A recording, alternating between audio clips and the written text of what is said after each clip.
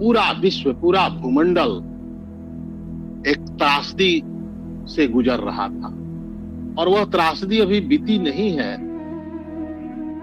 भारतवर्ष की वह पवित्र भूमि, पावन भूमि, ऋषियों की भूमि, संतों की भूमि, सद्गुरु की भूमि में भी वह झंझावात आया, गुजरा, चला गया, परंतु वह खतरा टला नहीं है। परंतु ब्रह्म विद्या विहंगम योग के प्रणेता सद्गुरु भगवान की असीम कृपा से काल कवलित तो बहुत लोग हुए, लेकिन इस कोरोना काल में भी ऑनलाइन सत्संग के माध्यम से अपने शिष्यों को प्रेरणा देकर सद्गुरु ने वह आत्मबल प्रदान किया, वह सबलता प्रदान की, अपनी छत्र छाया दी, जिससे आध्यात्मिक जीवन के निर्माण में, भौतिक जीवन के पालन में बाधाएं आई, लेकिन वह पता नहीं चला, क्योंकि वह सत्संग एक बहुत बड़ा माध्यम था। ऑनलाइन सत्संग की महती और उल्लेखनीय भूमिका को हम सब नकार नहीं सकते हैं। इसकी प्रासंगिकता, इसकी विश्वसनीयता और इसकी उपयोगिता कितनी सिद्ध हो रही है, यह तो आचारों में दृढ़ता, स्थिरता, पवित्रता का समन्वय प्राप्त होता है। हम अपने को थीर कर पाते हैं, स्थिर कर पाते हैं, और सहज योग का मार्ग भी स्वामी जी ने इसी के लिए प्रशस्त किया है, क्योंकि हम सभी जानते हैं यह विहंगम योग का जो मार्ग है, यह विहंगम योग का पथ है, यह कोई नया नहीं, यह तो सनातन है, वैदिक है। इसे हम ब्रह्म विद्या कहा, परा विद्या कहा, अध्यात्म विद्या कहा, मीन मार्ग कहा या विहंगम मार्ग कहा, क्योंकि इसकी सबसे बड़ी विशेषता जो है वह रचनात्मक तो है, वैदिक है, पुरातन है, क्रियात्मक है, लेकिन यह साधनात्मक है और यह अनुभवात्मक है। अगर इस अनुभवात्मक न होता, साधनात्मक न होता, तो हम इसकी महत्ता को जान नहीं पाते, इसके सारगर्भित, इसके अंदरूनी बातों को समझ नहीं पाते। दीक्षा प्राप्त करने के बाद ब्रह्म विद्या के थोड़े से आंशिक आनंद को भी प्राप्त करने के बाद साधन की गहराई में वह शिष्य बारंबार उसको पाने का प्रयत्न करता है, और यही आनंद है विहंगम। लेकिन फिर भी बंधुओं, जब हम प्रचार कार्य में निकलते हैं, जब दूसरे लोगों को यह बतलाना चाहते हैं, क्योंकि वर्तमान युग तो कंप्यूटर का युग है, विज्ञान का युग है, भागम भागी का युग है, तेजी से बढ़ता हुआ युग है। सामान्य जनमानस को जब विहंगम योग की प्राचीनता को बारे में बतलाया जाता है तो सहज रूप से वह इसे स्वीकार नहीं करता है। वह तो समझने लगता है कि यह तो नया योग है, नया पंथ है, और उसके नया पंथ और नया युग के रूप में इसे जानने और पहचानने की कोशिश करने लगता है। लेकिन फिर भी सद्गुरु की कृपा देखिए, ब्रह्म विद्या की कृपा देखिए, परा विद्या की कृपा देखिए कि हम सब सफल हो जाते हैं उस जीव को समझाने में सद्गुरु की कृपा से। क्या समझा पाते हैं, क्या कहते हैं? कहते हैं ब्रह्म विद्या वह विद्या है जिसके द्वारा ब्रह्म का यथार्थ ज्ञान प्राप्त होता है, और वह ब्रह्म को जानना चाहता है, नहीं जानना चाहता है, यह हम पर निर्भर नहीं करता है, यह तो उसके पुण्य पुंज पर निर्भर करता है, यह देखने में आता है। क्योंकि स्वामी जी ने स्वरवेद में कहा है, सहज योग के संबंध में बहुत सारी बातें कहा है। मैं एक छोटा सा पुट उससे मैं आपके सम्मुख रखना चाहता हूँ।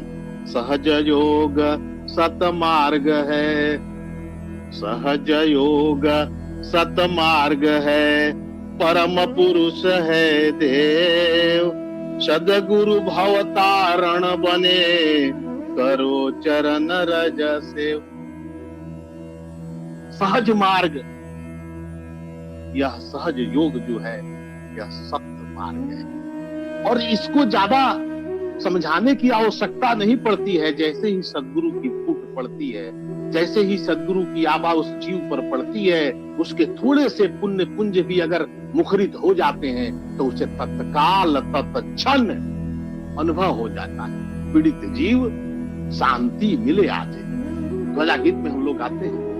वह पीड़ित जीव जो है, जैसे ही सद्गुरु की आभा पड़ती है, सद्गुरु के गुरु मंत्र उसके शरीर में, जीव के अंदर जाता है, वह तुरंत जागृत हो जाता है।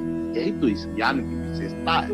और नहीं तो जिस भारतवर्ष में हम निवास करते हैं, जिस सनातनी परंपरा को हम जानते हैं, जिस संस्कृति को जानते हैं, वह तो अनेकता में एकता, सनातन धर्म और भारतीय संस्कृति की विशेषता तो है। मगर हमारी सबसे बड़ी विशेषता और सबसे बड़ा सुंदर आभूषण जो है वह अध्यात्म के ही प्रकाश में आचरण।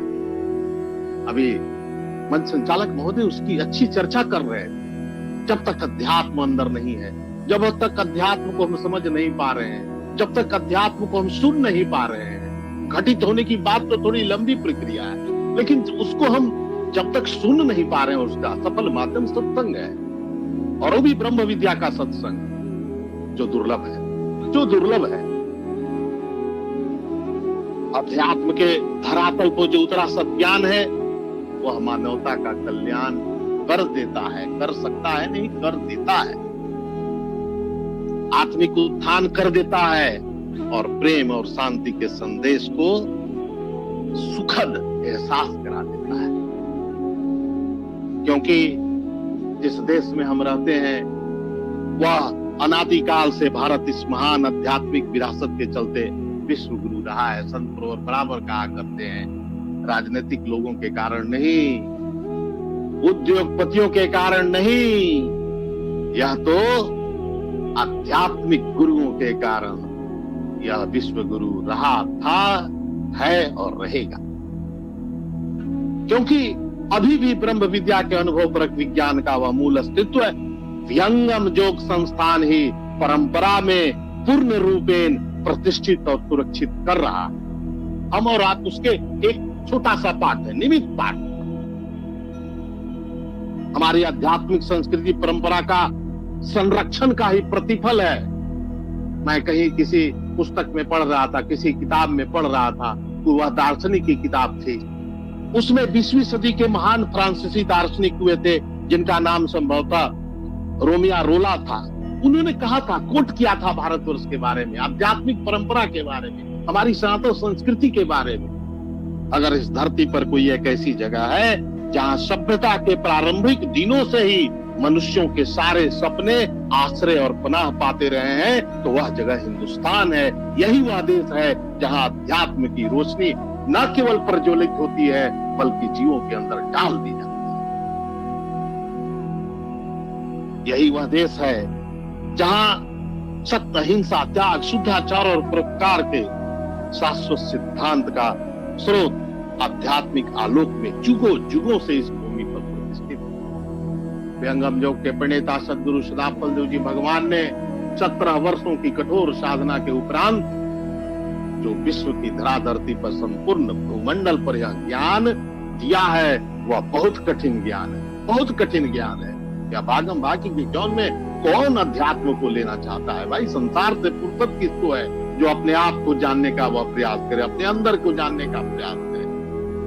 परंतु फिर भी सदगुरु भगवान ने वह कार्य कर दिया है, वह बिल्कुल फूंक दिया है, वह क्रांति ला दी है, जिसके चलते आज ब्रह्म विद्या का प्रचार प्रसार न केवल अपने देश के अंदर बल्कि विदेशों में भी धूम मचा रहा है। और क्यों न मचाए, क्योंकि ये इसका जो आंतरिक बोध है, वह इसका अनुभवात्मक बोध जो है वह न केवल स्पष्ट है बल्कि वह गहरा आनंद देने वाला है। नहीं तो यह तो कठिन मार्ग है। महिमा पंथ महामय भाका, दुर्लभ जोग सहज कर रखा।